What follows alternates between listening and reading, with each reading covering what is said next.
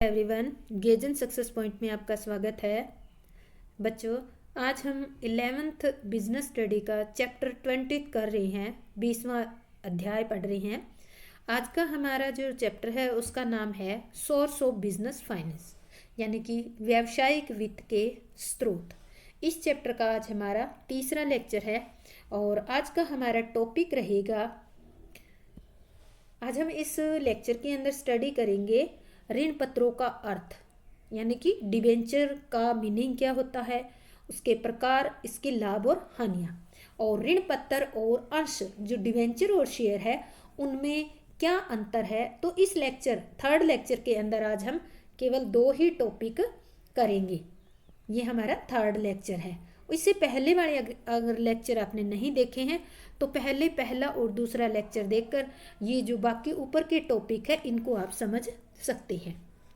और अभी तक चैनल को सब्सक्राइब नहीं किया है तो चैनल को सब्सक्राइब कर दें और बेल आइकन भी प्रेस कर दें। तो हम स्टार्ट करते हैं। पहला हमारा है टॉपिक आज का डिबेंचर्स एंड बॉन्ड्स, यानी कि इसके मीनिंग के बारे में पढ़ेंगे कि डिबेंचर क्या होते हैं और बॉन्ड्स क्या होते हैं। तो इसका डिबेंचर का मीनिंग टूल किट में दे रखा है।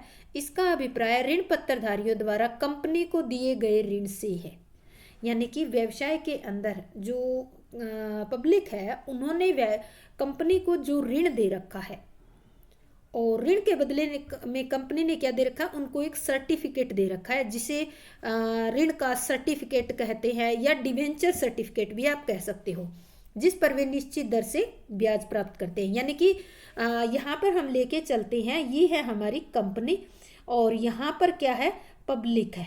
यहाँ पर पब्लिक है तो पब्लिक ने क्या रखा है, कंपनी को जैसे कि 1 लाख का या 10 लाख का ऋण दे रखा है। कंपनी ने इसके बदले में क्या दे रखा है, एक सर्टिफिकेट दे रखा है और उस सर्टिफिकेट पे क्या है, ब्याज की वो लिखी हुई है कि कितने % ब्याज देना है और कितने साल के बाद कंपनी इनकी पूंजी को वापस लौटाएगी। तो ये जो है इसमें सारी टर्म्स एंड कंडीशन लिखी हुई है इस पत्र के अंदर, सर्टिफिकेट के अंदर। इस कारण से इसको डिबेंचर सर्टिफिकेट भी कहते हैं। तो अब हम देखते हैं कि डिबेंचर और बॉन्ड्स होते क्या है। देखो, कंपनी को दीर्घकालीन और जो मध्यकालीन वित्त जो होता है उसकी बहुत ही जरूरत होती है और उसके लिए जो डिबेंचर है एक बहुत ही महत्वपूर्ण साधन भी है। ऋण पत्रधारी कंपनी के ऋणदाता होते हैं। एक टाइप का कंपनी के ऊपर ऋण होता है और जो कंपनी को ऋण देता है वो कंपनी के लिए ऋणदाता कहलाता है। ऋण पत्र कंपनी की सार मुद्रा के अंतर्गत निर्गमित किए गए ऋण की स्वीकृति का लिखित प्रमाण पत्र होता है। लिखित, अभी आपको बताया था ना कि सर्टिफिकेट, उस सर्टिफिकेट के ऊपर सारी डिटेल लिखने के साथ साथ कंपनी की मोहर लगी हो और इसका जो भी सचिव है उसके सिग्नेचर होने चाहिए, तब जाकर वो सर्टिफिकेट जो है डिबेंचर सर्टिफिकेट कहलाएगा। और उसका जिस सर्टिफिकेट पे जिस व्यक्ति का नाम होगा वो डिबेंचर होल्डर या ऋणदाता कहलाएगा। डिबेंचर होल्डर या जिसको हम ऋणदाता कहते हैं, ऋण देने वाला, वो कहा जाएगा। अब आता है भारतीय कंपनी अधिनियम 1956 की धारा 212 के अनुसार ऋण पत्र में ऋण पत्र, स्टॉक, बॉन्ड्स और कंपनी की अन्य प्रतिभूतियों को शामिल किया जाता है, चाहे वे कंपनी की संपत्तियों पर प्रभाव उत्पन्न करते हो या नहीं करते हो। उन सबको जो एक टाइप की लोन टाइप की होती है, चाहे वो इस पे कंपनी की संपत्तियों पर भार बने या ना बने, वो सारी की सारी क्या कहलाती है, वो कंपनी के लिए डिबेंचर कहलाती है। इस प्रकार कंपनी की सार मुद्रा के अधीन किया गया ये जो डिबेंचर हम प्रमाण पत्र दे रहे हैं ना, वो क्या कह रहे हैं, इस प्रकार कंपनी की सार मुद्रा के अधीन जारी किया गया एक ऐसा पत्र जो ऋण की प्राप्ति की स्वीकृति और उसकी शर्तों का वर्णन करता है, जिसके अधीन ऋण लिया गया है। इसमें क्या होता है, सर्टिफिकेट पे ब्याज की दर होती है, ऋण प्राप्त ऋण की वापसी की अवधि लिखी होती है, बंधक यानी कि कंपनी ने कौन कौन सी एसेट्स जो है इस ऋण को प्राप्त करने के लिए बंधक के रूप में रखी है, उसके संबंध में बताता है। अब बात आती है ऋण पत्रों की मुख्य विशेषता ये होती है कि कंपनी द्वारा इन पर ब्याज का भुगतान किया ही जाता है, चाहे कंपनी को हानि हो चाहे कंपनी को लाभ हो। तो कंपनी के ऊपर क्या होते हैं, ये प्रॉफिट चार्ज अगेंस्ट होते हैं, यानी कि कंपनी को इन पर जो है इंटरेस्ट देना ही पड़ेगा, चाहे कंपनी को प्रॉफिट हो या लॉस हो। तो डिवेंचर का मीनिंग समझिए। डिवेंचर क्या है? एक टाइप का पब्लिक द्वारा कंपनी को दिया गया लोन है। उसके बदले में कंपनी क्या करती है? एक सर्टिफिकेट इशू करती है। सर्टिफिकेट पर लिखा होता है ब्याज की दरें, ब्याज की ऋण वापसी की जो अवधि है, विधि है, और कौन कौन सी संपत्तियों को इसके बदले में गिरवी रखा है। तो ये सारी की सारी बातें लिखी होती है और इस सर्टिफिकेट के ऊपर कंपनी की मुहर लगी होती है और सेक्रेटरी के साइन होते हैं। इस कारण से इतनी सारी डिटेल और सेक्रेटरी यानी कि मुहर और सेक्रेटरी के साइन होने की वजह से इस जो कागज है इसको क्या कहा जाता है? डिबेंचर सर्टिफिकेट कहा जाता है। अब देखो बात आई है कि कंपनी इंटरेस्ट की, तो कंपनी को इंटरेस्ट देना ही पड़ेगा, चाहे प्रॉफिट हो लॉस हो, क्योंकि जो ऋण देने वाले हैं वो बाहर के बंदे हैं। उनको तो अपनी पूंजी दी गई है, उस पर ब्याज चाहिए, उनको कंपनी के प्रॉफिट से कोई लेना देना नहीं है। चाहे कंपनी को प्रॉफिट हो लॉस हो, उनको तो अपना ब्याज चाहिए ही चाहिए, तो कंपनी को इनका ब्याज देना ही पड़ेगा। अब आता है टाइप्स ऑफ डिबेंचर। तो देखो ये बहुत ही इंपॉर्टेंट क्वेश्चन है। ये 4 नंबर्स के अंदर आ जाता है, 6 मार्क्स का भी आ जाता है, 2 मार्क्स में ये अलग अलग आ जाते हैं। तो टाइप्स ऑफ डिबेंचर क्या होते हैं? ऋण पत्र देखो कई प्रकार के। सबसे पहले होता है बेरियर डिबेंचर, वाहक ऋण पत्र। जिन ऋण पत्रों का हस्तांतरण केवल स्पूर्दगी द्वारा, यानी कि आपस में एक दूसरे को कागज पकड़ाने लेने देने से ही जो है इनका अधिकार हस्तांतरित हो जाता है, उन्हें वाहक ऋण पत्र कहते हैं। कंपनी ऐसे ऋण पत्रधारियों का कोई रिकॉर्ड नहीं रखती। इन ऋण पत्रों पर देय ब्याज का जो भुगतान होता है, इनके साथ एक कूपन लगा होता है। उस कूपन की सहायता से ये ब्याज बैंक में से जाकर ले सकते हैं। एक एग्जांपल लेते हैं। मान लेते हैं ए व्यक्ति है, एक व्यक्ति के पास एक कंपनी का सर्टिफिकेट है। इस व्यक्ति ने वो बी को दे दिया है, ठीक है। अब बी कौन बन गया? बी इसका ओनर बन गया। सर्टिफिकेट ये जो बेरियर वाला है ये बी के पास है, तो अब जो है ब्याज किसको मिलेगा? बी का। बी से क्या हो गया? ये लॉस्ट हो गया। क्या हो गया? लॉस्ट, गुम हो गया, और ये किसी डी व्यक्ति को मिल गया, क्योंकि अब बी का भी इस पे नाम नहीं है, तो डी को मिल गया। तो डी ने देखा कि इसके साथ कूपन लगा हुआ है और डी को जानकारी थी, तो डी कहाँ ले गया? इसको बैंक में ले गया। बैंक में ले जाके और डी ने क्या किया? उस सर्टिफिकेट के साथ लगे कूपन को शो किया, तो बैंक ने इसको क्या दे दिया? उस पे जो इंटरेस्ट बनता था वो इंटरेस्ट दे दिया। तो समझ आ गया होगा। बेरियर मतलब वाहक। जिन ऋण पत्रों का हस्तांतरण केवल स्पूर्दगी से, यानी कि केवल हम एक दूसरे को कागज मात्र ही होता है, ये तो कागज ही होता है, इसको हम एक दूसरे पे हस्तांतरित कर देते हैं, तो जिसके पास ये होता है सर्टिफिकेट उसी का ही वही ओनर माना जाता है, क्योंकि इस सर्टिफिकेट पे किसी भी व्यक्ति का नाम नहीं होता और कंपनी भी कोई रिकॉर्ड नहीं रखती, ठीक है। सेकंड आता है रजिस्टर्ड डिवेंचर, पंजीकृत ऋण पत्र या रजिस्टर्ड डिवेंचर। जिन ऋण पत्रों का हस्तांतरण कंपनी के कार्यालय में पूर्व सूचना द्वारा किया जाता है उन्हें ऋण पंजीकृत यानी कि रजिस्टर्ड डिवेंचर कहते हैं। इन ऋण पत्रधारियों के नाम ऋण पत्र रजिस्टर में लिखे जाते हैं। जो डिवेंचर होल्डर का रजिस्टर होता है उनमें इनके नाम लिखे होते हैं, और दूसरा जो सर्टिफिकेट कंपनी देती है उसके ऊपर भी इनका नाम होता है। इनके मूलधन एवं ब्याज का भुगतान केवल उसी ऋण पत्रधारी को किया जाता है जिनका नाम ऋण पत्रधारियों के रजिस्टर में लिखा हो, यानी कि कंपनी के रजिस्टर में जिस व्यक्ति का नाम लिखा हुआ है उसी व्यक्ति को ही ब्याज का भुगतान किया जाएगा, किसी और व्यक्ति को भुगतान नहीं किया जाएगा। यानी कि ये कह सकते हैं कि जो डिवेंचर रजिस्टर्ड होते हैं, जिन डिवेंचर होल्डर का कंपनी के रजिस्टर में नाम लिखा होता है, वो मात्र स्पूर्दगी से अपना जो डिवेंचर का सर्टिफिकेट है उससे हस्तांतरित करके अपने डिवेंचर को हस्तांतरित नहीं कर सकते। थर्ड है शोधनीय रिडीमेबल डिवेंचर। रिडीमेबल यानी कि जिनका भुगतान किया जा सके। जिन ऋण पत्रों के मूलधन का भुगतान कंपनी एक निश्चित अवधि के बाद कर देती है उन्हें शोधनीय यानी कि रिडीमेबल डिवेंचर कहते हैं। इरिडीमेबल डिवेंचर अशोधनीय ऋण पत्र। जिन ऋण पत्रों के मूलधन का भुगतान कंपनी अपने जीवन काल में नहीं करती, कभी नहीं करती, उन्हें अशोधनीय कहते हैं। इनका भुगतान कंपनी केवल कंपनी के समापन पर ही करती है।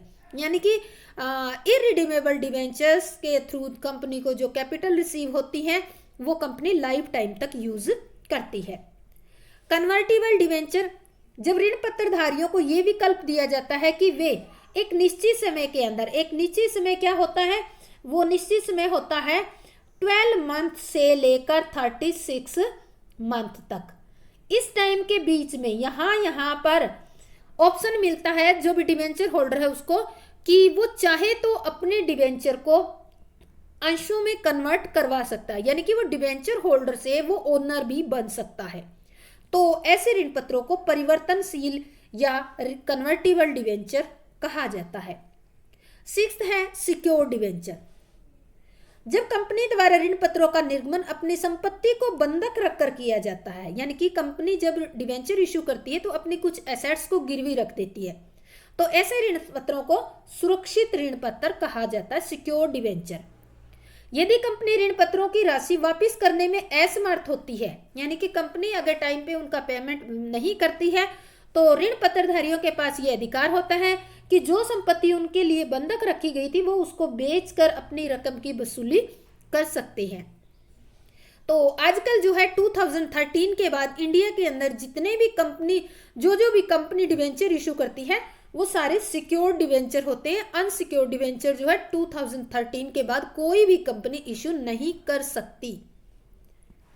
अनसिक्योर्ड डिबेंचर, जिन ऋण पत्रों पर कंपनी अपनी किसी संपत्ति को बंधक नहीं रखती उन्हें अनसिक्योर्ड डिबेंचर कहते हैं।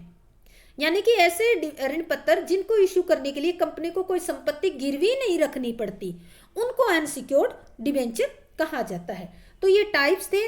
आप ये डिबेंचर वाला जो टॉपिक है ये बहुत अच्छे तरीके से कर लेना, क्योंकि +2 अकाउंट्स के अंदर आपके जो है 2 चैप्टर है। तो ये यहाँ से अगर तुम थोड़ा सा समझ लोगे तो ये +2 में जाने के बाद आपके लिए ये चैप्टर आसान हो जाएगा। ऋण पत्रों के लाभ, एडवांटेज ऑफ डिबेंचर। देखो इनके लाभ कंपनी को भी होते हैं और जो इन्वेस्टर होता है उनको भी होते हैं। तो सबसे पहले हम देखते हैं एडवांटेज टू इन्वेस्टर्स। सबसे पहला है परमानेंट एंड रेगुलर इनकम। ऋण पत्रों पर पूर्व निर्धारित दर से ब्याज दिया जाता है, पहले से ही रेट डिसाइड होती है इंटरेस्ट की, इसलिए और दूसरी खास बात यह है कि कंपनी को इनका जो इंटरेस्ट है ऋण पत्रों पर ब्याज कंपनी को भुगतान करना ही होता है, चाहे कंपनी को लाभ हो, अधिक हो या हानि हो, कुछ भी हो, ब्याज भुगतान करना ही पड़ेगा। तो इस कारण से क्या हो गया, कंपनी के लिए एक इन्वेस्टर के लिए एक परमानेंट और रेगुलर इनकम भी हो गई है। इस सेकंड जो है इसका एडवांटेज वो है मोर सेफ इन्वेस्टमेंट, यानी कि अधिक सुरक्षित विनियोग। ऋण पत्र प्राय कंपनी की संपत्तियों को बंधक रखकर निर्गमित किए जाते हैं। जो भी कंपनियां डिबेंचर इशू करती है तो वो उनके लिए कुछ एसेट्स को गिरवी रखती है, इसलिए ऋण पत्रधारी कंपनी के समापन की दशा में कंपनी के सुरक्षित लेनदार माने जाते हैं। क्योंकि कंपनी का समापन हो जाता है या कंपनी दिवालिया हो जाती है तो जो भी ये ऋण पत्रधारी हैं इनके पास अधिकार है कि जो संपत्ति इन डिबेंचर्स को इशू करने के लिए गिरवी रखी गई है वो इन संपत्ति को बेचकर अपना रुपया वसूल कर सकती है। मोर लिक्विडिटी, अधिक तरलता। अंशों की तुलना में ऋण पत्रों को अधिक सरलता से बेचा जा सकता है। सरलता से बेचे जाने के कारण क्या हो गया, इनके अंदर अधिक तरलता रहती है। Right of conversion. देखो परिवर्तनशील ऋण पत्र हम उन्हें कहते हैं जिनको अंशों में परिवर्तित करने का अधिकार प्राप्त होता है, और ऐसी स्थिति में जो ऋण पत्रधारी होते हैं वो अपने जो डिबेंचर हैं उनको शेयर में कन्वर्ट करके वो कंपनी के स्वामी बनकर कंपनी की समृद्धि में भी भाग ले सकते हैं। यानी कि कंपनी के लेनदार से जब वो डिबेंचर होल्डर है तो वो कंपनी के एक जो नॉर्मल से क्रेडिटर ही है, बट जब वो इसको कन्वर्ट करवा लेते हैं शेयर के अंदर तो वो इसके ओनर बन जाते हैं कंपनी के। तो ये तो थे बेनिफिट टू इन्वेस्टर। अब हम देखते हैं कि जो डिबेंचर्स है इनका कंपनी को क्या एडवांटेज होता है। तो सबसे पहला एडवांटेज कंपनी के सामने यही है कि no interference in managerial activities, प्रबंधकीय क्रियाओं में हस्तक्षेप नहीं। ऋण पत्रधारियों को कंपनी के प्रबंध में भाग लेने का अधिकार नहीं होता, क्योंकि वो क्या होते हैं, क्रेडिटर होते हैं। इस कारण से वो कंपनी के मैनेजमेंट में हिस्सा नहीं लेते और वे किसी भी प्रबंधकीय यानी कि कोई भी मैनेजरियल एक्टिविटी है उनमें इंटरफेरेंस नहीं करते। तो कंपनी के लिए सबसे बड़ा बेनिफिट तो यही होता है क्योंकि ओनर यही चाहते हैं कि कोई इंटरफेरेंस ना करे उनके मैनेजमेंट में, और क्रेडिटर ऐसा नहीं कर सकते। सेकंड है चीप सोर्स ऑफ फाइनेंस, वित्त का सस्ता साधन। ऋण पत्रों पर दिए जाने वाला ब्याज अंशों पर दिए जाने वाले लाभांश की तुलना में कम होता है।